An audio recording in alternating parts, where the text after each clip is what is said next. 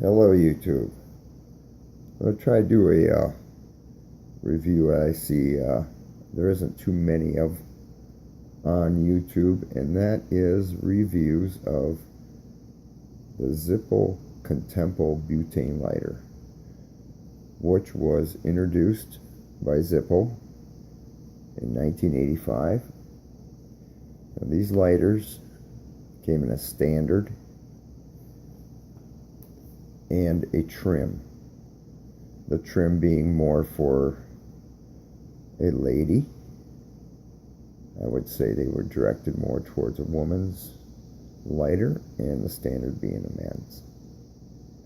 Okay, these are very, very well made lighters. They were made in Japan for Zippo.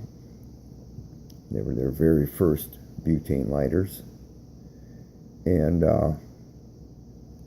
misconceptions with these, you can find one in really nice mint condition like these are,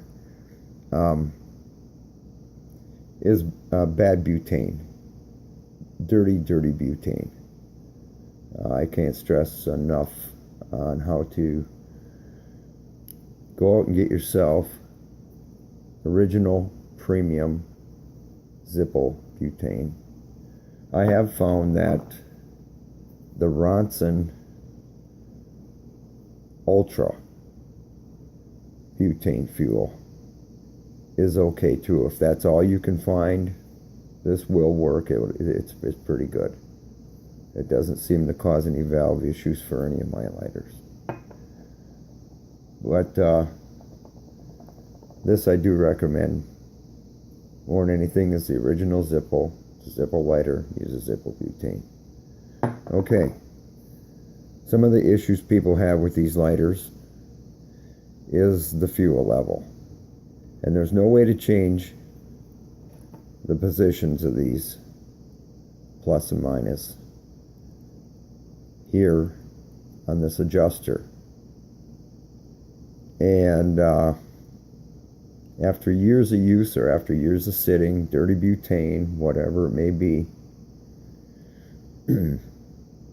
these adjuster valves kind of are a gate from the main tank up to the valve. Now, of course, the cap is the shutoff for this. When you open up the cap, the gas is escaping. A Flint ignition, side roller. And but this is your level adjuster down here. So it'll get to the point to where you got a little tiny little flame, and it's turned all the way up, and that's the best you can get. You go out and get some good fuel, and it still doesn't make a difference. Well, what you have to do to repair this problem, to fix this issue with these Contempo lighters, is get a screwdriver with a very fine tip, but make sure it's a good one, a new one, not some raggedy tip screwdriver. It's been used on everything. Get a nice new one that fits perfectly down the center hole of this adjuster. And you get that screwdriver in there all the way, work it in there to the bottom, and turn it till you feel it lock in to a little screw down in there. And what you're going to want to do, make sure it's full of butane. You're going to loosen that all the way up. You're going to loosen it all the way out until that butane starts to escape, and don't be afraid. It's going to get your hands cold. Get them out of the way. Give it a twist and let that butane fly out of there. Open it up as much as you can to let that butane escape out of there. And then turn it upside down. Pull the screwdriver out. Turn it upside down. Let it completely drain out every bit of butane in that lighter. And you're going to go back inside here, all the way down. Find the tip of the screw and then turn it all the way tight back in. Now you might want to even do this a couple times. Tighten her down, Open up the filler cap, fill it up again with butane, let it sit for a little bit, and hold it upside down, give it some taps like this, and cut it open again, and boom, release all that fuel out of there. You don't want to overturn this. Just open it enough to get a good flow of butane to come right out of there. Close it back up. Close it back up. Find the head, tighten it down. Fill it up again. Now what you're going to do is you're going to turn this one full turn out. After you got that one full turn out on that center screw, you're going to come out of there. Take a bigger screwdriver, or what works really good, if fits good in here, is a file on a nail clipper, the curved part. Put the file out, and you want to put this right in the middle, in between the plus and the minus. Put it right in the middle. Now you're going to light the lighter. You may even have just a little flame, or maybe no flame. Go back in here with this little screwdriver, turn it another half a turn. Try your light again. Once you got a flame, a small flame, I'd say half of this height, then you're pretty good. You can go back to your main adjuster screw here and turn it all the way up, so you got a flame approximately this high, which is good enough for these lighters. You don't want to have them raging. You'll run out of fuel. Okay, and I'm trying to give you all the insight I can on these. It's good to keep this clean with a toothbrush. Mine's is really dirty. This one's really dirty. It's been used. Just take a dry toothbrush, and go away from the valve like this. Upward motion, and clean that area. And go around the cap a little bit. And that's pretty clean. Okay, and the flint on this mechanism, on the trim model, pulls back and it locks down. The face of it locks down. Drop the flint in and just lift the front of it up, and it'll fly against the flint.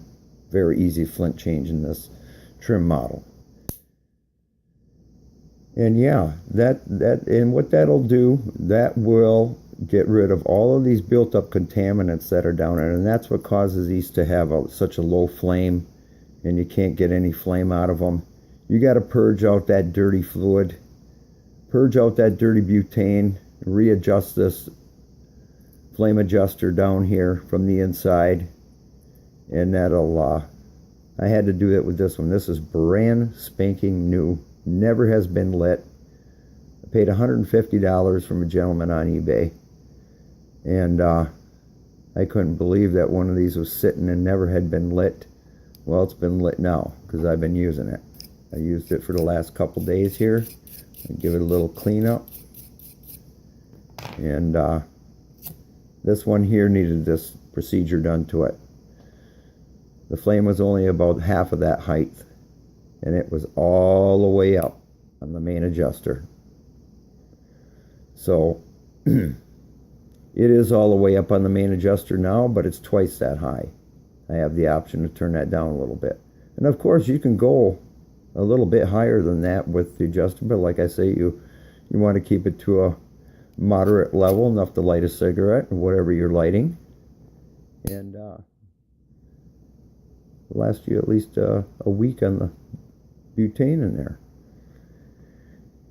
Yep, built in 1984, 32-year-old lighters, possibly 30. These were made from 85 to 89, I believe, and then they got too expensive for Zippo to honor their lifetime warranty on these. I believe they stopped doing the lifetime repairs on these somewhere in the 90s sometime, 98 or something like that. But at any rate, you're on your own on these. You find a good one, learn the basics, and clean butane and Zippo flints. Don't skip it. They're too valuable. They're very rare. They came in 18 different styles, 18 in this, 18 in this. And they were gold. These are the standard chrome.